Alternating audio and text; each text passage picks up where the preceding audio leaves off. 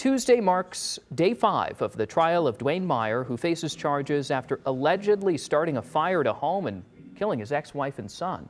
Tuesday, prosecutors showed a nearly 3-hour-long video of the interrogation authorities performed on Meyer.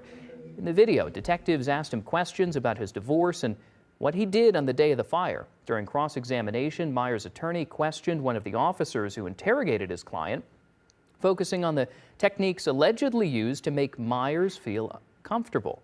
The trial resumes tomorrow at 8:45.